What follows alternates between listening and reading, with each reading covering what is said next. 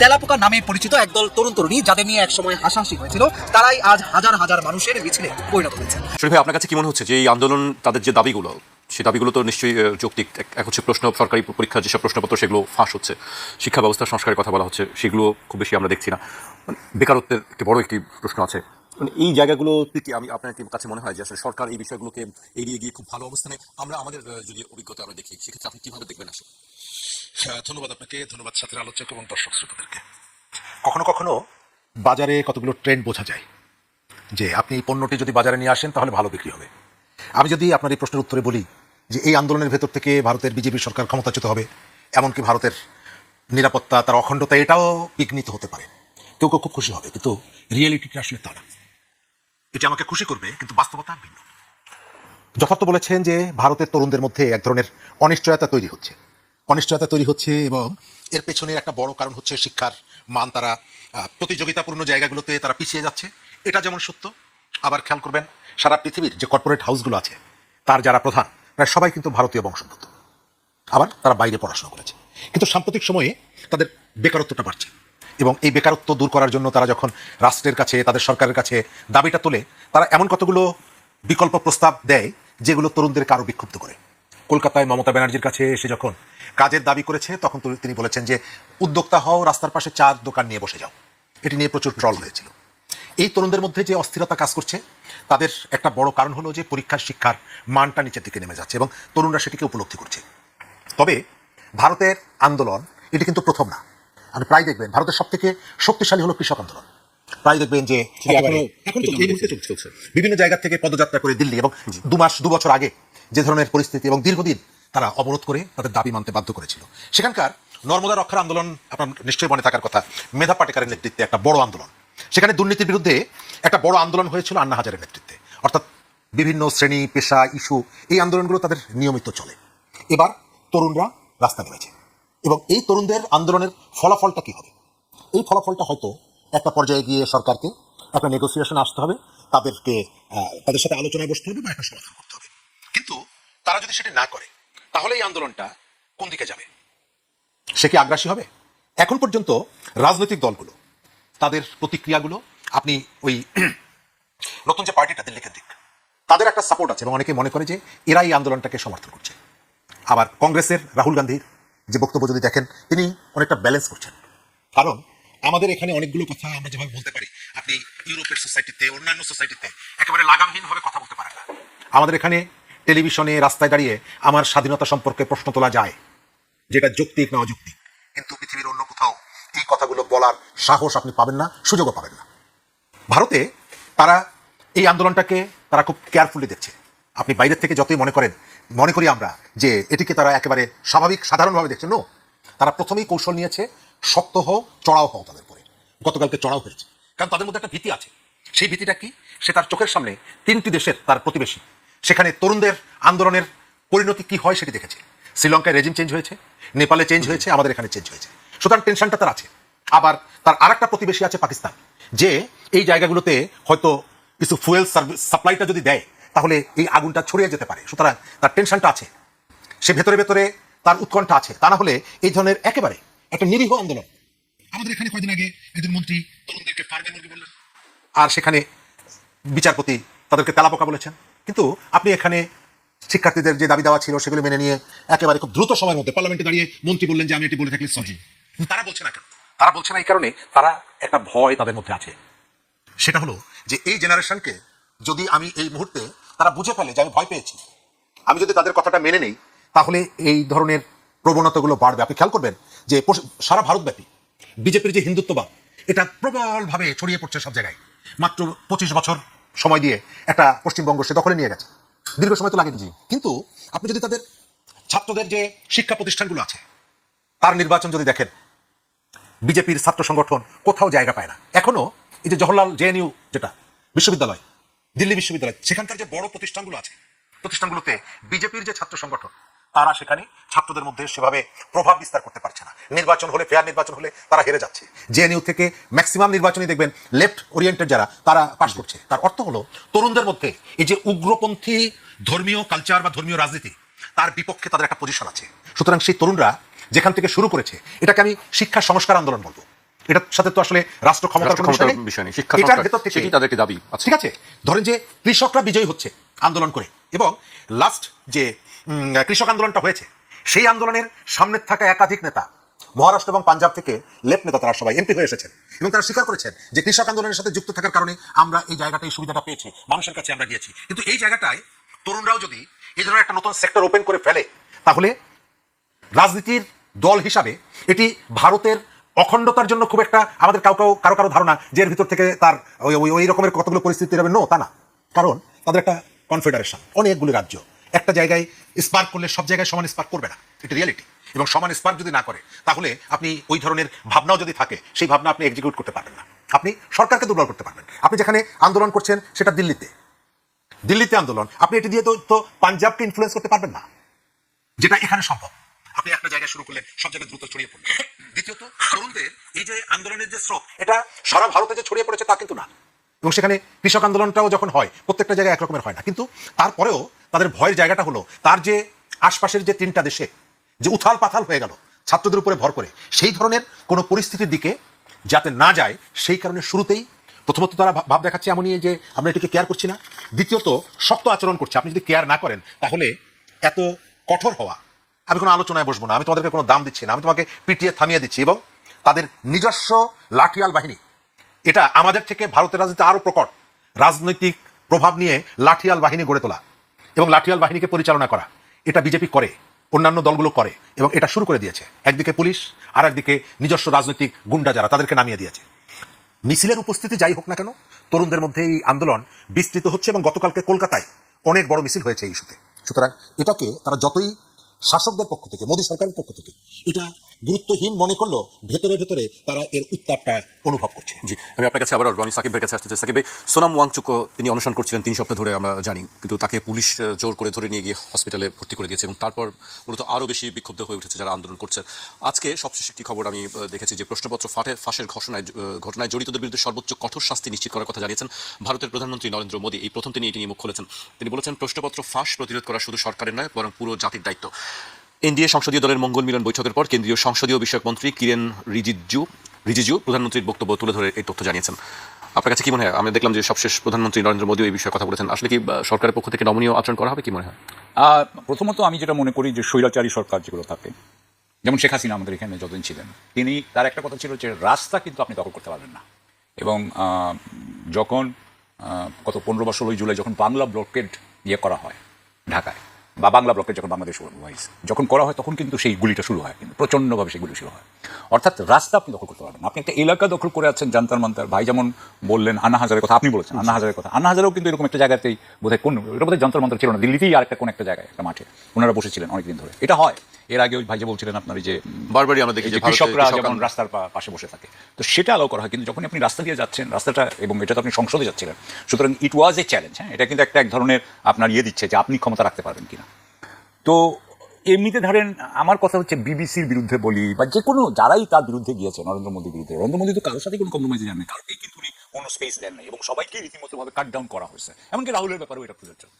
আরেকটা জিনিস আমি আপনাকে বলবো যে এখানে একটা আমেরিকা কানেকশন থাকতে পারে আন্দোলনের সঙ্গে। অবশ্যই। কেন?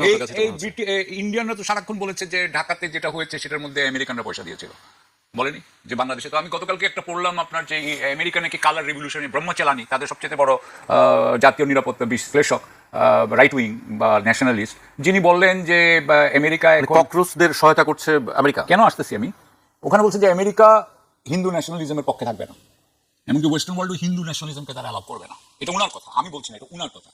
উনি বলছেন যে আমেরিকার বোধহয় সহকারী প্রতিরক্ষা সচিব মাইকেল ল্যান্ডাউ, উনি বলেছেন যে আমরা চায়নার ব্যাপারে ভুল করেছিলাম, চায়নাকে আমরা সব দিয়ে দিয়েছি, চায়না উঠে গিয়ে এখন আমাদেরকে চ্যালেঞ্জ করছে, আমরা ইন্ডিয়াকে কখনো এত কিছু দিব না। তারপরে আপনার ইন্ডিয়ার সাথে তাদের জেনারেল ইলেকট্রিকের একটা আপনার ওই হয়েছিল ইঞ্জিন দেওয়ার, সেই ইঞ্জিন তারা দিচ্ছে না, হ্যাঁ, পড়ে আছে ফ্রেমগুলো পড়ে আছে। সুতরাং তারা মনে করছে যে আমেরিকা তাদের সাথে রীতিমতো ভাবে অত্যন্ত খারাপ ব্যবহার করছে, এবং বরং পাকিস্তানের সাথে তারা ক্লোজ। ওইখানে ব্রহ্মচালানি বলছেন যে আমেরিকা তো এই কালার রেভলিউশন করায়, যে কালার রেভলিউশন ইউক্রেন থেকে যেটা শুরু হয়েছে, এবং ওরা বলছিল যে আমাদের এখানে এটা হয়েছে। আমার কথা হচ্ছে যে অভিষেক দীপকে তো আমেরিকা থেকে আসছেন, সো এবং এর আগে সোনাম ওয়াংচুক তো লাদাখেও আপনার করেছেন। সোনাম ওয়াংচুক একজন অত্যন্ত ইন্টারন্যাশনালি রেপিউটেড ম্যান, সোনাম ওয়াংচুকের পক্ষে ইন্টারন্যাশনাল আপনার আন্তর্জাতিক শিবির বা আন্তর্জাতিক ডেভোস ক্রাউড বা যাই বলেন আপনি, তাদের যদি একটা আপনার পরোক্ষ অনুমোদন না থাকে বা পরোক্ষ এক ধরনের সমর্থন না থাকে, তাহলে তো এইভাবে না হলে তো মেরেই ফেলতো। কথায় বলছি যে মোদী সরকার হয়তো বলতো মোদী সরকার কোনো একটা পুলিশ ওনাকে মানে না কেন, একটা এসআইকে মেরেই ফেলতো। আমাদের এখানে ও গুজরাটে মানে নাই, মারছে, কিন্তু উনাকে মারতে পারবে না, এদেরকে কিছু করতে পারবে না। So what I am saying is yes that could be, why not. আমেরিকার কি এমনি বসে বসে থাকবে নাকি? আপনার কাছে আরেকটি বিষয়, আমি যে ভারতের পররাষ্ট্র মন্ত্রণালয় থেকে আবারও বক্তব্য দিয়েছে, আমরা জানি যে শেখ হাসিনার প্রত্যাবর্তন বাংলাদেশের সরকারের পক্ষ থেকে হস্তান্তরে যে আর্জি জানানো হয়েছে, ভারতের পররাষ্ট্র মন্ত্রণালয়ের মুখপাত্র রণধীর জয়সওয়াল বলেছেন এই বিষয়ে ভারতের অবস্থানে কোনো পরিবর্তন হয়নি। এই বিষয়ে ভারতের হস্তান্তর আবেদনটি আইনি ও বিচারক কাঠামোর আওতায় পরীক্ষা নিরীক্ষা করে দেখা হচ্ছে। এর আগে আমরা দেখলাম যে গতকালকে সাবেক স্বরাষ্ট্রমন্ত্রী আসাদুজ্জামান খান কামালকে চিঠি দেওয়া হয়েছে। আপনার কাছে কি মনে হয় যে এই চিঠিগুলো তারা বলছে যে পরীক্ষা নিরীক্ষা করে দেখছি, কোনো আসলে কি সরি কি বিষয়টি? এটা হচ্ছে ডিপ্লোম্যাটিক ল্যাঙ্গুয়েজ, কূটনৈতিক ভাষা। যখন বলে পরীক্ষা নিরীক্ষা, আসলে ফেলে রেখেছি, এখন সিদ্ধান্ত নেওয়ার সময় হয়নি। এটা পরীক্ষা নিরীক্ষা করতে একজন বড় উকিলের কতক্ষণ লাগে? এটা বেশিক্ষণ লাগে না। সুতরাং এটা পরীক্ষা নিরীক্ষাটা, এটার ব্যাপারটা যেটা হচ্ছে সেটা হচ্ছে যে শেখ হাসিনা তার তার যেই আপনার সমর্থকরা বাংলাদেশে আছেন, তার যে সহযোগীরা ভারতে আছেন, ভারত সরকারের ভিতরে তার যারা সমর্থক আছেন, ভারত সরকারের না খালি ভারতের এস্টাবলিশমেন্টে, কারণ ভারতের সব পার্টির এস্টাবলিশমেন্টই কংগ্রেস সবাই তার পক্ষে, তাদের সবাইকে আপনার একটু মনোবল দেওয়ার জন্য উনি এই কথাটা বলছে বলে আমি মনে করি। ডিসেম্বরে উনি আসবেন, উনি যদি আসেনি তো ওনার তো আগের থেকে এতগুলো জানার দরকার নেই। উনি আগে থেকে বলছেন ডিসেম্বর আসবো, অর্থাৎ যাতে এখন থেকে জুলাই থেকে আপনার ডিসেম্বর পর্যন্ত বাংলাদেশের মানুষ যাতে হয় আপনার, বিশেষ করে উনার সমর্থক, এবং নানান ধরনের কথা আমি দেখলাম এক জায়গায় লেখা আছে যে উনি 12.5 লক্ষ কর্মী নিয়ে আসবেন। উনাকে তখন কতজন লোক, উনাকে মানে জেলে কয়টা লোক রাখার জায়গা আছে, এই ধরনের কথা। এগুলো আসলে কিছুই না। এগুলো আসলে আমরা খুব ভালো করে জানেন, শেখ হাসিনা জানেন যে 12.5 লক্ষ লোক নিয়ে আসলেও ওরা 12.5 লক্ষের অন্য লোক ছেড়ে যে উনাকেই ধরবে। 12.5 লক্ষ আসাতে করে কিছু আসে যায় না। বিষয়টা হচ্ছে শেখ হাসিনা জানে, শেখ হাসিনা কখনোই উইদাউট সমঝোতা ছাড়া উনি বাংলাদেশে ঢুকবেন না। এটা আমি মনে করি, কারণ আমি উনার চারিত্রিক যে আমার বিশ্লেষণ, আমার নিজস্ব যে বিশ্লেষণ, আমি সেটাতে মনে করি উনি আসবেন না। কিন্তু ওই যে বললাম যে এই রাজনৈতিক এই যে সমস্ত মানুষ আছে তারা কিন্তু অনেকটা হয়ে যাচ্ছে, আপনার হতাশ হয়ে যাচ্ছে। আমি যেমন ধরেন যে আপনিও দেখতে পাবেন ভারতের যারা দক্ষিণপন্থী যে সমস্ত সামাজিক মাধ্যম, যারা বলছিল ভাই যে হাসিনা চলে যাচ্ছে, আসতেছে, হাসিনা উইন ওভার, তারাও কিন্তু হতাশ হয়ে যাচ্ছে। এই হতাশা থেকে ওনাদেরকে বাঁচানোর জন্য 6 মাসের একটা সময়ের বলে আমি মনে করছি। এবং সেখানে পররাষ্ট্র মন্ত্রণালয় কি করবে? পররাষ্ট্র মন্ত্রণালয় বলবে যে আমাদের কোনো নাই। এখন এমনকি ওরা এটাও বলছে না, দেখেন ওরা যদি এটাও বলতো যে, যদিও আমার ইয়েতে মনে হয় মৃত্যুদণ্ড আছে বোধহয়, ভারতে তো মৃত্যুদণ্ড আছে, সুতরাং যার দেশে মৃত্যুদণ্ড আছে সে সাধারণত অন্য দেশের মৃত্যুদণ্ডের কথা বলতে, যদি এটাও বলতো যে আচ্ছা শেখ হাসিনা মৃত্যুদণ্ডটা উঠায় দেন, আমরা আপনাকে পাঠাই দিব বা ওনার একটা কাজ করে দেন, কিছুই বলছে না। দ্যাট মিনস যে এটা আসলে একটা টাইম কনজিউমিং ব্যাপার, এটা আসলে একটা ডিস্ট্রাক্ট করা হয়েছে, আওয়ামী লীগের লোকদেরকে মনোবল দেওয়ার জন্য এটা করা হয়েছে। বাট আমি সরি, এটা হবে না। শরীফ ভাই, আপনার কাছে কি মনে হয় এই বিষয়টি অনেকদিন ধরেই আলোচনা হচ্ছে, একাধিকবার চিঠি দেওয়া হচ্ছে, আসবে কি আসবে না, বা তাকে ফেরত দেওয়া হবে কি হবে না, বাংলাদেশও চেষ্টা করছে কূটনৈতিকভাবে। আর কি আসলে বাংলাদেশের পক্ষ থেকে করার আছে? প্রথমত ভারতের পক্ষ থেকে যেটা বলা হচ্ছে এটা এক ধরনের অভিনয়। আমরা পরীক্ষা নিরীক্ষা করে দেখছি। আপনার একটা আইন পরীক্ষা নিরীক্ষা করতে অনন্তকাল লাগার কথা না, এটা 1 ঘন্টার ব্যাপার। কিন্তু যখনই জিজ্ঞেস করি তখনই বলে আমরা পরীক্ষা নিরীক্ষা করে দেখছি। তার মানে হলো যে তাদের এর পেছনে একটা প্ল্যান আছে, সেই প্ল্যানটা তারা বাস্তবায়ন করছে। দ্বিতীয়ত, শেখ হাসিনা আসবেন কিনা। আওয়ামী লীগের যে রাজনীতি এখানে আছে, আওয়ামী লীগ কার্যক্রম নিষিদ্ধ রাজনৈতিক দল, তার কর্মী আছে, তার সংগঠন আছে, এবং আছে বলে নির্বাচনের আগে বিএনপি জামাতের নেতারা তাদের বাড়িতে যায়, তাদের কাছ থেকে ভোট নেয়, এবং এমপি হওয়ার পর তাদের কাজও করে দেয়, প্রকাশ্যে বলে। কয়েকদিন আগে ফরিদপুর 1 থেকে নির্বাচিত এমপি জামাতের, তিনি প্রকাশ্যে বলেছেন মিডিয়ার কাছে যে আমি তাদের ভোটে জিতেছি, এই কারণে এলাকার জন্য ডেভেলপমেন্ট ওয়ার্ক করছি, রাস্তাঘাট বানাচ্ছি, এদের বাড়ির সামনে থেকে বানিয়ে দিচ্ছি। তো সেই কর্মীদেরকে দিয়ে যদি দল করতে হয় তাহলে নেতাদেরকে আসতে হবে, তা না হলে এরা যদি বাইরে মারা যায় এবং তাদের সেখানে দাফন হয়, সারা জীবন কর্মীদেরকে শুনতে হবে তোমার নেতারা দেশের ভেতরে মরতে পারেনি, মরেছে বাইরে বসে। সুতরাং তার রাজনীতিকে যদি বাঁচিয়ে রাখতে হয় তাদেরকে ফিরতে হবে। এখন যারা এখানে আছেন দায়িত্বে, তারা ফিরতে চান কি চান না, তারা আসুক এটা চান কি চান না। আমার কখনো কখনো মনে হয় তারা চান না যে এরা দেশে আসুক। একজন ফাঁসির আসামি, তাকে দেশে পেলে পুলিশের তার নিয়ন্ত্রণের মধ্যে আসলে স্বাভাবিকভাবেই তো তাকে গ্রেপ্তার করা হবে, তাকে তো জেলে যেতে হবে, এটা স্বাভাবিক। আপনি বলছেন খবরদার আসলে কিন্তু তোমাকে ধরবো, তো এটা তো বলার প্রয়োজন নেই। তার মানে হলো আপনি কি মনে করিয়ে দিচ্ছেন যে তোমার আসার দরকার নেই, তুমি দূরে দূরে থাকো। একজন খুনি, একজন দণ্ডপ্রাপ্ত, তাকে তো আপনি 5 স্টার হোটেলে রাখবেন, সে নিজেও আশা করে না, আর সে দাবিও করে নাই যে আমি আসলে কিন্তু আমাকে 5 স্টার রাখতে হবে ভাই, বললাম কিন্তু এবার কিন্তু আমার ভালো খাওয়াইতে হবে, তা তো আর বলে নাই আমি এসে আত্মসমর্পণ করবো। আপনি আত্মসমর্পণ করতে না দেন, কোর্টে তো যেতে দিবেন। আপনি যখন বলেন যে আসলেই কিন্তু খবর আছে তোমার, তার মানে হচ্ছে আমরা অনেক সময় বলতাম না ছোট ছেলেদের, আমাদের ছোট ভাইটাই যাদেরকে, হ্যাঁ তুমি কিন্তু কালকে একটা গ্লাস ভেঙেছো, তুমি বাড়িতে আসলে তোমার খবর আছে, তার মানে হচ্ছে তুমি একটু রাস্তায় রাস্তায় ঘুরে বেড়াও। তো এই ধরনের একটা প্রবণতা আমি দেখতে পাচ্ছি। আপনি যদি আমাকে জিজ্ঞেস করেন যে আমি কি চাই, যারা শেখ হাসিনার 15 বছরে ভিকটিম হয়েছে, গুম হয়েছে, খুন হয়েছে, লুটপাটের কারণে নিঃস্ব হয়েছে, শেয়ার মার্কেট সহ বিভিন্ন জায়গায়, তাদের কাছে জিজ্ঞেস করেন, তারা প্রত্যেকে চায় যে অপরাধী যারা তাদের বিচার হোক। তকির বাবা অথবা সাগরুনির ছেলে সে কখনো চায় না যে তকি হত্যার সাথে আজমির ওসমান সহ যাদের নাম আছে তারা লাস ভেগাসে ঘুরে বেড়াক, এটি দেখতে চায় না। সে চায় আসুক, এসে আদালতের মুখোমুখি হোক। কিন্তু জুলাই সহ এই ঘটনায় যারা বেনিফিশিয়ারি, যারা সুবিধা পেয়েছে, স্পেস পেয়েছে, কিছুই হওয়ার সুযোগ ছিল না, জুলাই সুযোগটা করে দিয়েছে, তারা চায় বাবা তোমরা একটু দূরে দূরে থাকো। এবং সেই কারণে বলে যে আমরা কিন্তু গিয়ে অমুক জায়গায় দল বেঁধে দাঁড়িয়ে থাকবো, দেখি তোমার কত সাহস, তুমি আসতে পারো। তার মানে হচ্ছে যে তোমরা দূরে থাকো। আমার যেটা ওপিনিয়ন সেটা হলো যে অপরাধ করেছে আওয়ামী লীগ, আওয়ামী লীগ তো অপরাধ করেছে, তার হাতে তো রক্তের দাগ আছে, তার কাঁধে তো লাশের বোঝা আছে, সুতরাং সে কেন সেগুলোকে ফেস করবে না? আমি কেন তাকে বছরের পর বছর সে দিল্লিতে বিলাসবহুল হোটেলে থাকবে, সে মুম্বাইতে বিলাসবহুল বাড়িতে বসবাস করবে, আর আমরা এখানে নিজেরা ওই শোক নিয়ে স্বজনের কবরের সামনে প্রতি বছর একবার গিয়ে কান্নাকাটি করবো কেন? তারা আসুক, এসে ফেস করুক এই ঘটনাগুলো। আমাদের মধ্যে এটা নিয়ে দুই ধরনের মত আছে, মুখে এক কথা, অন্তরে আর এক কথা, এবং আপনি দেখছেন সেই প্রচেষ্টাগুলো চলছে। জি, আমাকে একটা বিরতিতে যেতে হচ্ছে, বিরতির পর আবার ফিরছি আলোচনায়। একটা বিরতি নিচ্ছে, ফিরছি এখনই।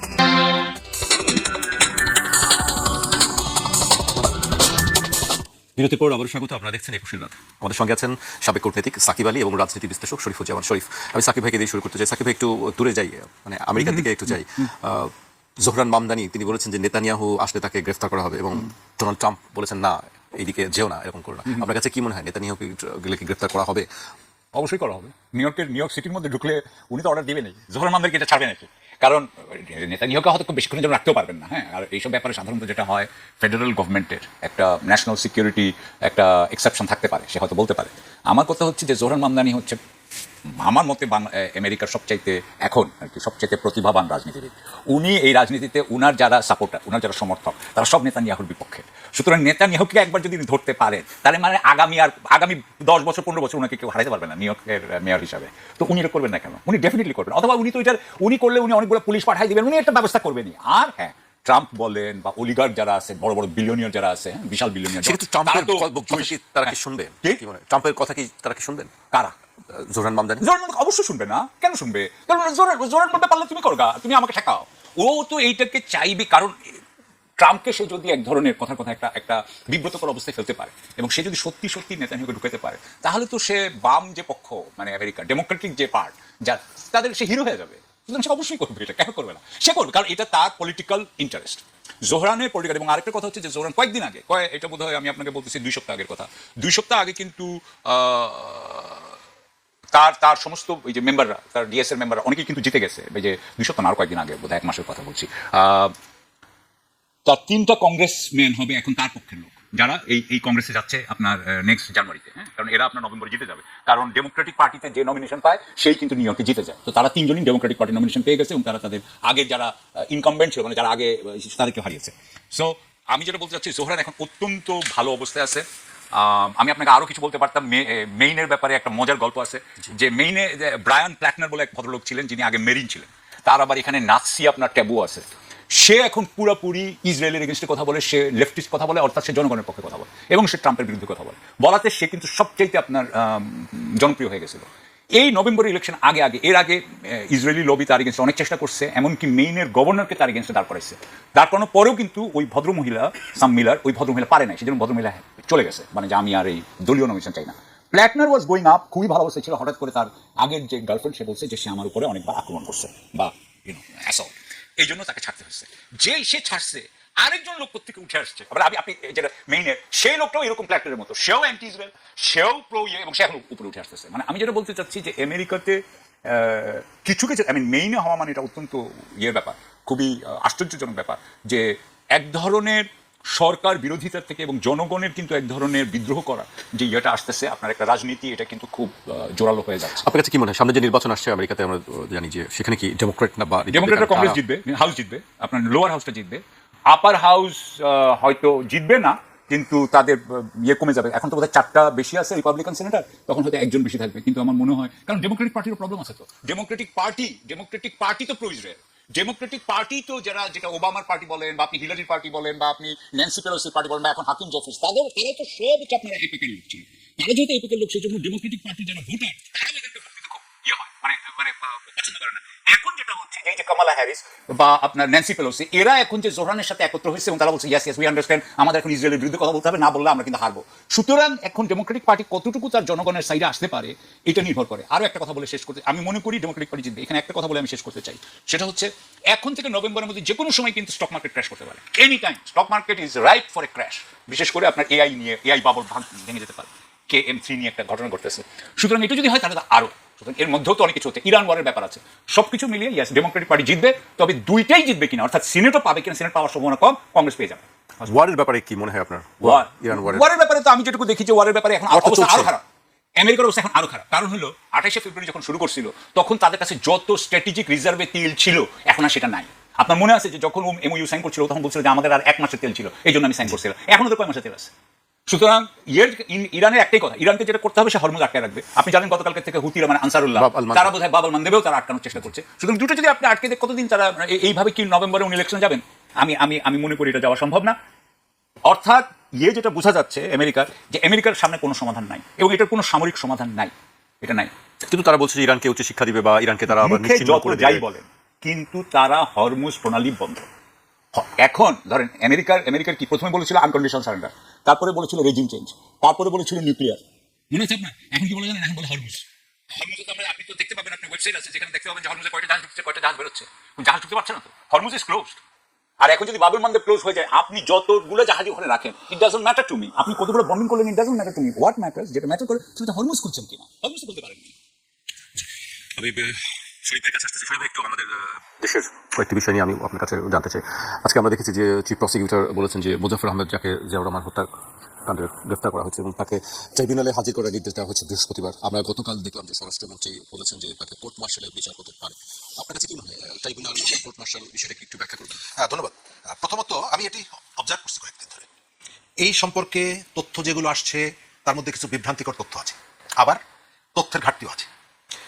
আপনি তাকে মানবতা বিরোধী অপরাধে বিচার করবেন কিভাবে? যে হত্যাকাণ্ডটি ঘটেছিল 82 সালের 30শে মে, তার সাথে আপনি এই মানবতা বিরোধী 81 সালে 30শে মে, 82 সালে এরশাদ ক্ষমতা নিল এই সুযোগকে কেন্দ্র করে। আপনি এর সাথে মানবাধিকার আইন এর সাথে মেলাবেন কিভাবে? জিয়াউর রহমানকে হত্যা করেছিল সেনা বাহিনীর একটি অংশ, তারপরে দুটো মামলা এবং একটা মামলার বিচার হয়েছিল, সেটা হলো যে সেনাবাহিনীর চেইন অফ কমান্ড ব্রেক করার জন্য কয়েকজন সেনা কর্মকর্তার ফাঁসি হয়েছিল, আর অন্যান্য আরও কয়েকজনকে লঘুদণ্ড, অন্যান্য কারাদণ্ড দেওয়া হয়েছে। সবাই ধরা পড়েনি, কেউ কেউ পালিয়েছিল, তার মধ্যে মুজাফফর একজন। আপনি সেটাকে এখন ট্রান্সফার করে চাইলেই তো এই আন্তর্জাতিক অপরাধ ট্রাইব্যুনালে আনতে পারবেন না, কারণ তারা অপরাধটা করেছে এবং তার বিচারটা হয়েছে সামরিক আদালতের সামরিক আইনে। সুতরাং সেটিকে আপনি কিভাবে এই ধরনের একটা জায়গায় এটি কিভাবে চিফ প্রসিকিউটর বলেন আমি এটা জানি না, এক।